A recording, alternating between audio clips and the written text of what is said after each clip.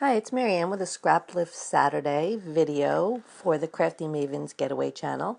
And today I scrap lifted a page from Nancy Damiano from Simple Stories. She used the Summer Vibes collection. And when I saw it, I loved it. And I went and bought the chipboard die cut pack and the cardstock stickers. Other than that, I used some washi tape and I think some puffy stickers from Amy Tangerine, some heart stickers, and a few word stickers.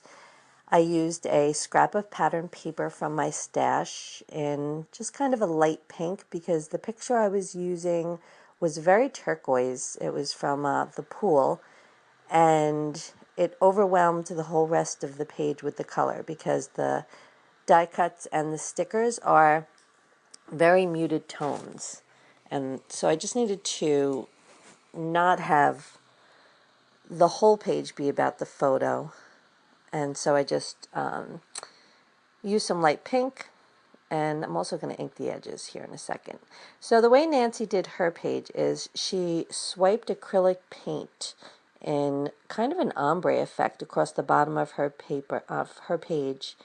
And I chose not to use the acrylic paint. I just didn't feel like painting today, so I figured I'd use washi tape in 3 colors and pick the die cuts that were in the same color family and put them on that line. I also picked the die cuts that were my favorites and that spoke to me like about summer, what I felt like represented summer to me. And I'm pretty sure that's what Nancy did, though I actually have no idea if that's what Nancy did.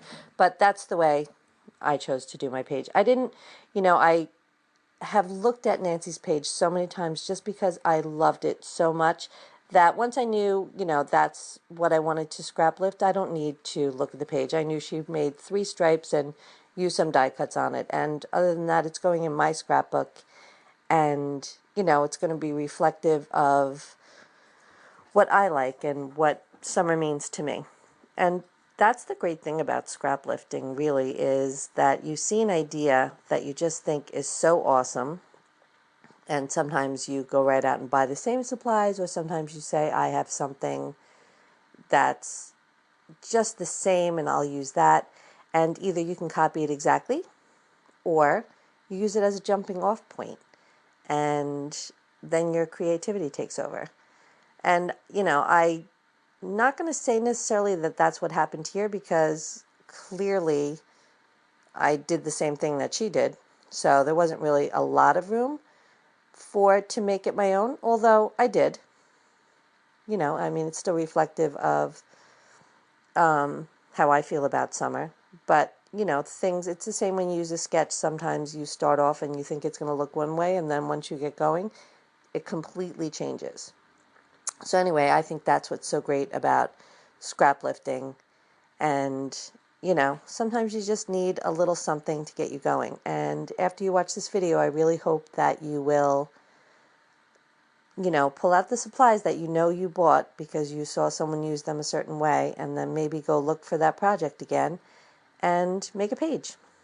It's a holiday weekend here in the U.S., so maybe you'll have a little crafty time. And if not, then, September is here. Kids are back in school. You might be able to take a little time for yourself. Either way, I hope you get crafty pretty soon. And if not, there's always the process videos. I think when I don't have the time, or I'm too tired, say it's after work and I just come home and, I just don't feel like sitting down and making a page, because honestly, in my space, I rely on a lot of natural light. So if it's not during the daytime, I just don't want to go over there and make something. And, that's where process videos are really great. You can just play one and see what other people are doing. And it kind of goes in your scrapbooking brain bank. That's what I think, anyway. And then when I sit down to create the next time, I just kind of am still in the flow of what what goes on. Because you know, when you're away from it for so long, you kind of like sit down, you're like, wait, I think I forgot how to scrapbook. Like, it's like nothing makes sense. So anyway, back to the page. I went through the die cut pack and I picked out die cuts that were in the colors that I wanted to use and the ones that spoke to me. And then I'm just going to lay them down on my 3 pieces of washi tape. One was off of a roll. I think it was Bella Boulevard or Queen Company, one of those, the pink one. And the other 2 were in a washi sheet pack from Basic Gray, which I'm pretty sure I've had for a long time. So I'm glad I'm finally utilizing that. And I used one border sticker off the sticker sheet, and I put that up by my title, and with an umbrella and some flip-flops. And the word summer came off the sticker sheet, and that's going to be part of my title. And here I just went back to get some more die cuts because I didn't pick enough the first time, and I knew I wanted to use, there's little flowers in there, I knew I wanted to use all of those. They're pretty little. And then I end up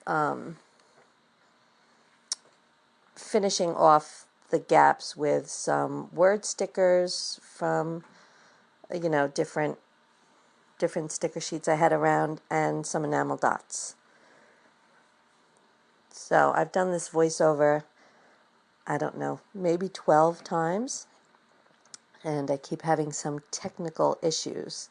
So if I cut it short and music starts to play, basically that's how I finished off the page. I used some Amy Tangerine Puffy Heart stickers also to fill in the gaps, and I'm really happy with the way this is coming together. So I used the chipboard die cuts, some Puffy Heart stickers, some word stickers that I'm going to go get in a few minutes, and now I'm going to work on the title, I think. So I have a general idea of how I'm laying these out. And when I knew I wanted to make this page, I kind of just jotted down a few lines of what summer meant to me. Just some phrases, really. And I'm going to write that in between the washi strips there. So here I'm just looking through some of my thickers. I knew I wanted black up there, and I found this one thicker pack. I really liked the font. It was kind of, I want to say bubbly. That's not the word. Maybe like bubble letters, and felt very 70s to me, which is what this layout felt like. So I knew I wanted to use it. I was not really loving, no pun intended, or maybe it was intended, I wasn't loving that L. So I'm going to cut it apart and see if I like it better. I don't. So I went looking on the sheet to see if there was something I liked better, and I found half of a parentheses. And it wasn't the worst thing ever, but I kept trying to straighten it out. It was too curvy, like a parentheses. So I'm going to go see what else I can find. And I settle on an F, cut it apart a little bit, and that is a perfect L. I'm liking that so much better. I'm loving it. And now the V looks just like a U. So I tried to do a little surgery on that, but I knew as I was cutting it that the cuts were just too harsh for the rest of the rounded alphabet. So I pulled another V, and I just pulled it apart a little bit so it wasn't so close together, and then that's fine. Now I'm loving my title. So here I pulled out some of these Simple Story word stickers. Some are word stickers. I don't know how old this collection is, 2 or 3 years at least. And I'm just going to pull out what I can use. I know there's a yellow that says Hello Summer. There's no pink on the sheet. And then there was one that was that bluish green color. I don't remember what it says now. So I'm going to use the yellow, the blue-green, and then for the pink one, and I used some pop dots. I popped them up. And for the pink one, I have a sticker sheet right there from a very recent Studio Calico kit, and I'm just going to use the one that says Happiness. but it was too black and white. I wanted to make it pinker. So first I'm going to think, okay, maybe I could use a scrap of pattern paper and mount it on there. But that didn't work. It just blended right in. Didn't do anything for it. And now that I look at it, I probably should have taken the pop dots off. But either way, it was the same color pink. It wouldn't have popped out at all. And so then I thought maybe I could use some washi tape over the cardstock. Maybe that would make it pop. But that's not going to be the look I'm going for either. And so what I settle on is I get my distress ink in pink. It's Spun Sugar, it's called. And although the sticker is shiny, I knew like it wasn't going to hold that much of the ink. That was okay because the colors are so muted. I didn't really need a lot. I just wanted to tone down the starkness of the black and the white. So I just ran it over the ink pad a few times and then just kind of rubbed it in with my finger. And it was just enough. Just enough for me so that it wasn't so glaringly black and white. It has a little pink tint to it. And that was just perfect. So I'm really liking the way this page came together. Thanks, Nancy, for the inspiration. And I'm glad that I bought the product and actually used it for a page that I've been wanting to make. And I hope you're inspired to do the same. I challenge you to do the same.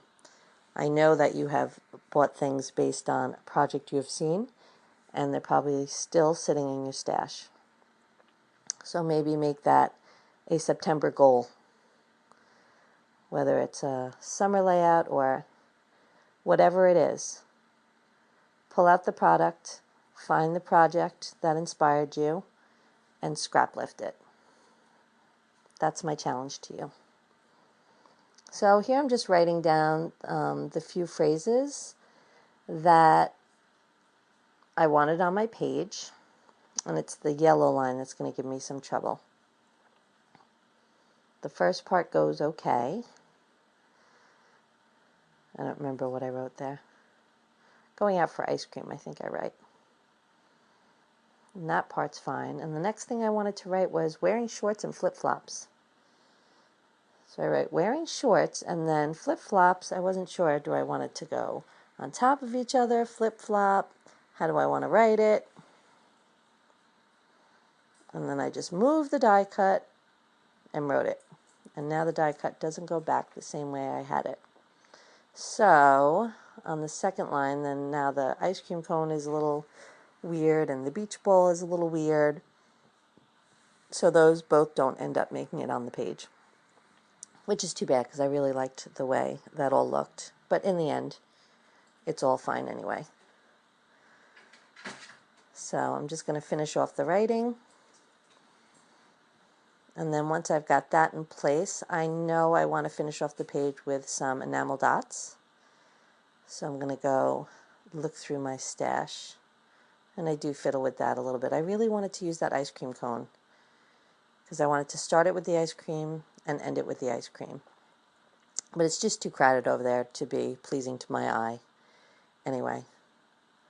So the chipboard die cuts did have an adhesive back, and so I peeled off all of them and stuck them all down. But after I finished the page, I ended up going back with some liquid glue, some Scotch quick dry adhesive, and gluing them all down because they were not sticking. So here I'm just looking through my enamel dots. I have a nice stash of them, so I always have the right color, which is very helpful when you're doing, especially when you're doing a project like this. I use the teeny tiny ones and then the next size up from that.